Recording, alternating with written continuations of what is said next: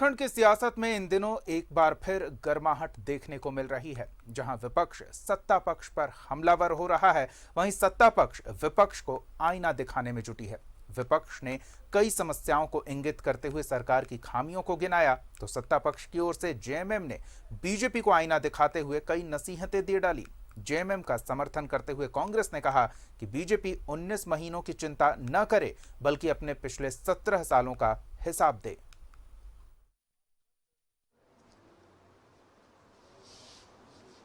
एक ऐसा प्रदेश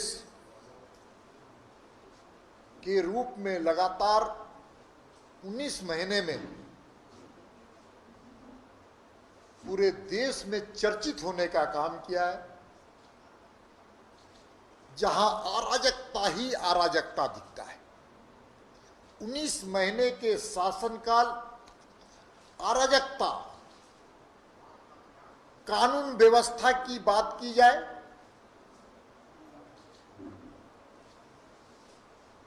तो जंगल राज की ओर बढ़ता हुआ दिखता है। चाहे वो महिलाओं के शोषण के सवाल हो, उग्रवाद हो, एक्सटॉर्शन का सवाल हो, भयादोहन की बात हम करते हो, आदिवासी भाई बहनों की हत्या का सवाल हो, आम लोगों की हत्या का सवाल हो, सब लोग आज भयभीत है।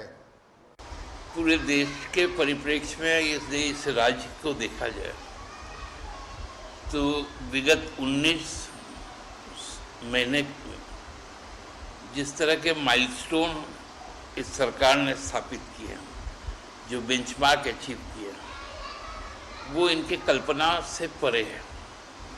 इसलिए फ्रस्ट्रेशन में आकर आज इस तरह से बात करना और सुनते हैं कि कल कौन सा श्रृंखला भी लोग बनाएंगे, मानव श्रृंखला ना या ऐसे ही कुछ टाइप का है। तो जिनका एक लंबा श्रृंखला रहा है कुकृत्यों का, वो अब इस तरह से पाठ पढ़ाने का काम करते हैं। मतलब 900 चूहे खा के बिल्ली हज को चली, तो यही स्थिति हो गया है। ठीक है, उनको चूँकि प्रदेश के अध्यक्ष भी हैं, राज्यसभा सांसद भी हैं, पार्टी का भी दबाव है, लेकिन अंतरात्मा से उनकी जो आवाज़ निकलती है तो वो हमेशा हेमंत सोरेन जिंदाबाद ही कहते हैं, दूसरा कुछ बात ही नहीं करते।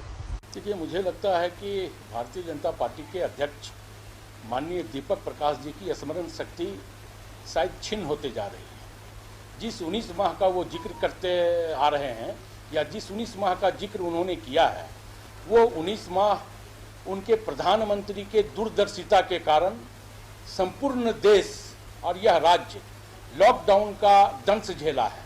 और उस लॉकडाउन के दौरान हमारी महागठबंधन की सरकार ने जिस प्रकार जनता के बीच जाकर के उनके जीवन और उनकी जीविका को संभालने का काम किया है, और उसका यह परिणाम हुआ कि झारखंड पूरे देश में तीसरा स्थान प्राप्त करने का गौरव प्राप्त किया है। यह राज्य रघुवर दास जी के सरकार में मॉब लिंचिंग का जनक बना।